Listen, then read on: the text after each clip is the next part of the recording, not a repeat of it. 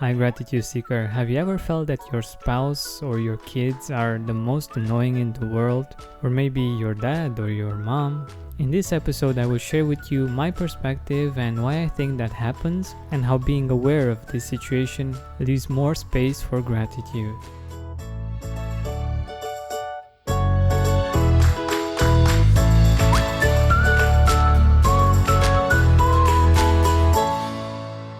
But first, let's take a deep breath in and a deep breath out.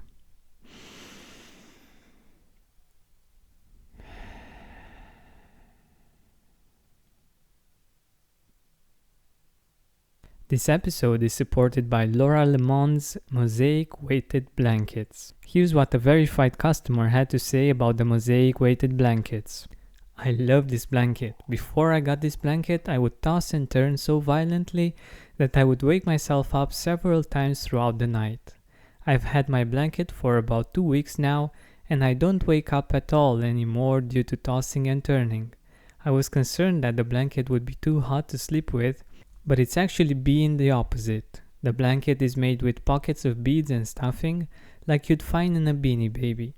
So the beads move around and shift with gravity, so there actually can be plenty of airflow. But all in all, I love my new blanket. Thank you for a much better and more restful sleep. Sarah M. Visit the link in the description for more information. Okay, now that we handled the night, let's talk a little bit about our days.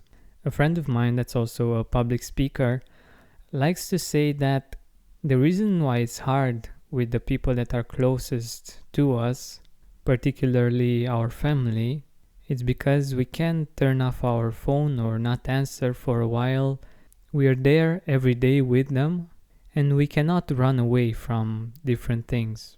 I think this is quite accurate. Like, if you meet someone maybe twice per year, or I don't know, maybe you meet every month, it's really easy to have a good relationship because you don't have to share different things, you don't have to coordinate schedules all the time, or many of the things that we need to do each and every day with the people that are closest to us.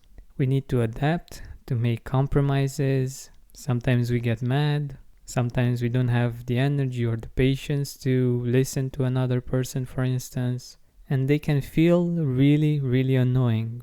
I'm sure that you can relate. The thing is that being aware of this part of who we are and how we work can be really liberating, because we also get the most joy out of the relationships that are closest to us, right?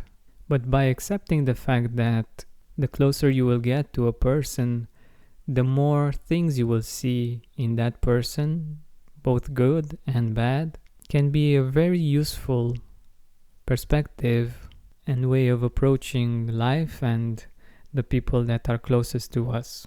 The fact that we can somehow accept and expect them being annoying can help us see their qualities more and can help us appreciate them more. They also bring emotions to the surface that we might not want to face, or they might make us see things that we don't want to see in ourselves.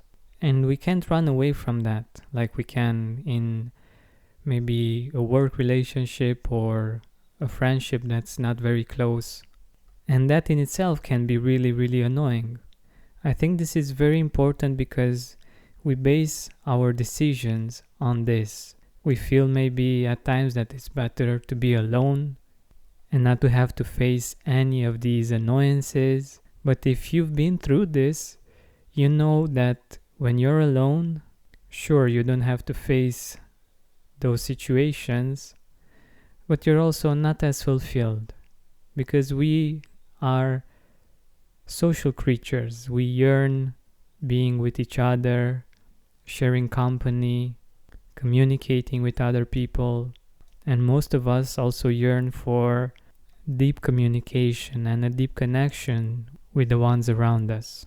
So that's why acceptance of these facts makes us feel happier and less isolated from the other people. I really don't believe in a perfect combination, like you have found your perfect match. I think there is a really high percentage of things that make sense, that really resonate with you, and maybe the annoying things don't annoy you that much. But anyhow, don't think that it might have been better for you to have been born in another family, or that you have the most annoying, filling the dots here, in the world, because that's just a part of that person, a part of that relationship.